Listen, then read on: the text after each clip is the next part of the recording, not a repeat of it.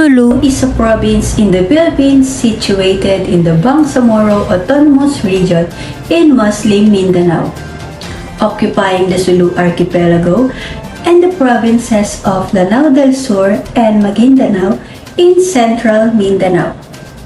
The Sulu Sultanate's internal administration has frequently been misunderstood or misinterpreted by outsiders, particularly over the past 50 years as Spanish, American, and Filipino-controlled administration in Manila have worked to curtail the power of the Sulu rulers and integrate the Sultanate into the mainstream Philippine government.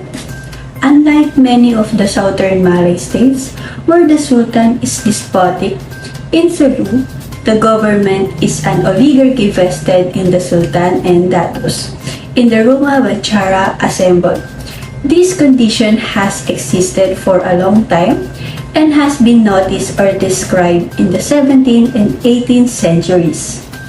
Did you know that India adopted the idea of the rule of law, which is an English concept? No one should be treated arbitrarily or harshly according to the idea of the rule of law. The term law in the phrase the rule of law refers to the requirement that no man or ruler may reign over another man or society, but only the law. We can apply the rule of law in Sulu. It means that no one is above the law and that everyone is subject to the jurisdiction of regular courts of law regardless of their position or status. But there are some exceptions to the rule. Like for example, the equality of law does not mean that the powers of private citizens are the same as the powers of public officials. For example, a police officer has the power to arrest which the private citizen does not have, to maintain the peace and orderliness of the state or place. Since before, there were a lot of terrorists in the province of Sulu. We should follow and obey the higher authorities to protect and serve the state. Since the province of Sulu is a oligarchy government, it is the right time to be equal and to have voice as a citizen, and should be treated equally. We chose this equality of law because the governors from the archipelago need to be accommodated because the provinces of Sulu and Basilan are particularly prone to conflict. They are home to the violent extremists of Abu Sayyaf group, armed elements of the MNLF that engage in periodic clashes with the government, and a handful of foreign jihadists sprawling extended families, often with private armies and ill-gotten wealth, dominate local politics, controlling towns and even provinces for years by securing the victory of their relatives in local elections. The interests of these politicians sometimes, but not always, overlap with the non-state armed actors. We chose this law to apply in Sulu so we can promote beautiful places in the province of Sulu, so everyone can be able to work or everyone can build their own business, so that the province of Sulu can be a little more urbanized. It is a big impact to the province because it gives an idea to the tourists that the old province of Sulu is not dangerous anymore and they can discover the beautiful province of Sulu and their religions and traditions. Because the founding fathers of India accomplished what the rest of the world thought impossible: establish a country that would follow the letter of the law and implement the rule of law in all matters, such as the protection of the rights of the people, equal treatment before the law, protection against excessive arbitrariness. The Constitution of India has provided enough mechanisms to ensure that the rule of law is followed. Sulu is province in the Philippines situated in Bangsamoro Autonomous Region in Muslim Mindanao. Occupying the Sulu archipelago, Sulu is one of the provinces here in our country that tourists are scared to visit. Why? Because in our mindset, when we hear Sulu, those word comes to our mind is all about terror and violence in that particular province. However, according to the Muslim residents of Sulu, the province not always about terror and violence. It is a beautiful province with hidden pieces of paradise, and one of the most welcoming locals live here. To change the mindset of every Filipino and other tourists, we have a proposal that can help Sulu when it comes to tourism and encourage tourists where they will feel safe in visiting Sulu. By promoting and improving the tourism here in Sulu, there are many things to discover that will surely give tourists an extraordinary experience. We know that tourist safety and security play a vital role in increasing tourism to allocation. That is why our first proposal is the Tourist Police Unit Act of 2023 or TPU. Every place in the province of Sulu has a TPU. Tourist police can be described as a special unit responsible for investigating crimes against tourists, providing information about the local community and ensuring their safety and security. TPU is tasked with enforcing the protection of lives, properties, and environment in its area of responsibility, exercising the general power to arrest, conducting regular patrols to ensure the safety and protection of both tourists and residents within his jurisdiction, coordinating with concerned police stations in monitoring and investigating all cases involving tourists, and taking immediate and appropriate action to resolve conflicts. This idea of TPU is from the province of Davao on how they protect the safety and security of their tourists. We also propose the Tourist Protection Act of 2003, which consists of protecting the tourists who will visit the place. This law primarily prioritizes the safety of tourists when it comes to traveling, especially with the use of their money. This law aims to avoid overpricing of fare for everyone, especially for tourists in the area. Not only the fare, but also for the goods and services, since there are some locals or businesses that take advantage of people traveling, since they are known to be tourists who are not familiar with every guidelines or information in the area. There are guidelines to be followed to balance and not exceed the right prices of goods and services, including the fare matrix to be followed strictly. This is seen also in Intramuros, wherein the fare of tricycle is fixed. The public vehicle should have the fare matrix displayed inside and seen by people. Those who violate this law that will be proposed in Sulu province will receive a punishment of imprisonment and fine. This must be strictly followed, especially people would want to experience a stress-free travel here in Sulu province. What is the situation of the corporate industry in Sulu? Business in Sulu, particularly in tourism, is booming due to the success of the government's peace-building efforts in the Bangsamoro region. With that information, economic integration is facilitated by a solid commercial law, understanding, and practice. It gives countries with an abundance of natural resources the ability to manage significant inflows of foreign investments while enabling poorer countries to negotiate better terms in bilateral and multilateral trade agreements. Now, what is commercial law?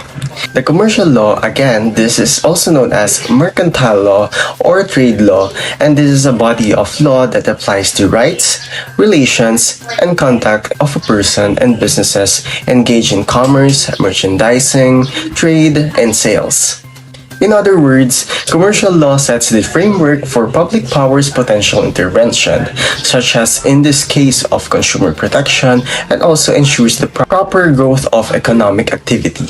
Given the enormous amounts of money these businesses mobilize, the financial sector is particularly well guarded. Thus, this part of law has to deal with relationships between firms, between them and clients, between sellers and buyers, and even with the process of creating/starting a company or opening a business.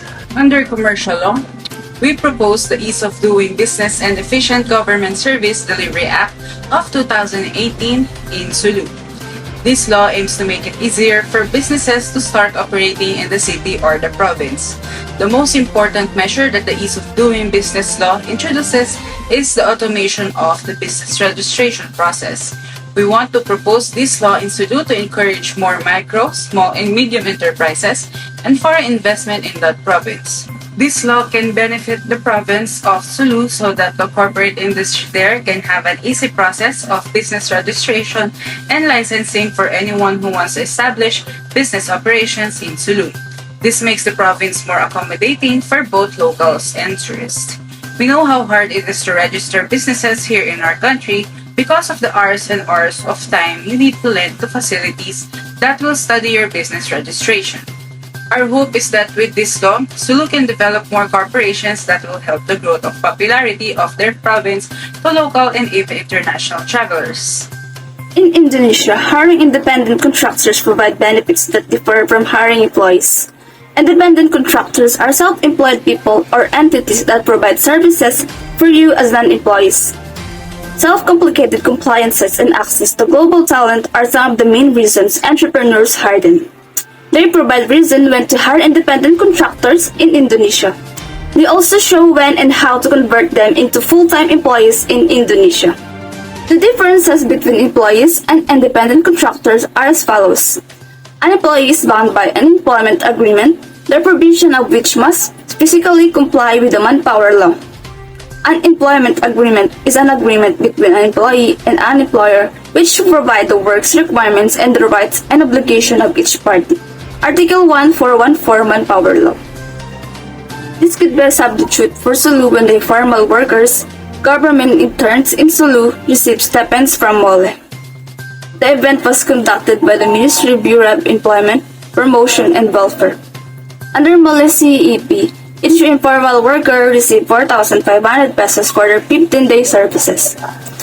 The program was funded by the government of Japan and implemented by MOLE, in partnership with the International Labour Organization, which aims to provide emergency employment with social protection to workers.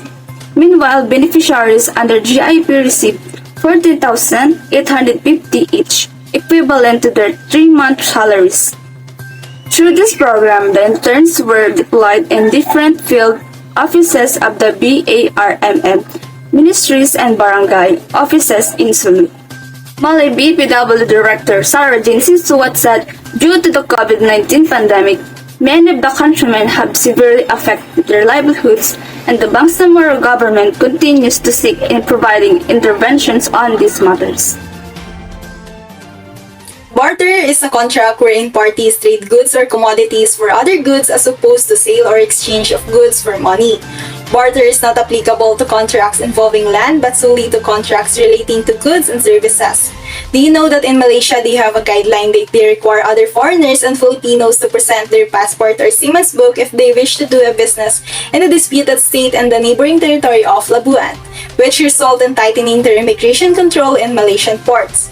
They also said that violators could face charges under Malaysian Immigration Act and new regulation against trafficking in person and smuggling of migrants in the country with penalties ranging from 5 to 20 years in jail. This guideline can also apply to Sulu since according to Executive Order No. 68 Section 4, barter ports should be established in the ports of Siasi and Hulu in Sulu, Bonggao in Tawi-Tawi. It also stated that goods traded under the barter system shall enter Philippine territory only through barter ports established for the purpose. To stop smuggling of goods into the Philippines, I believe that we also need to strengthen security regarding the barter system.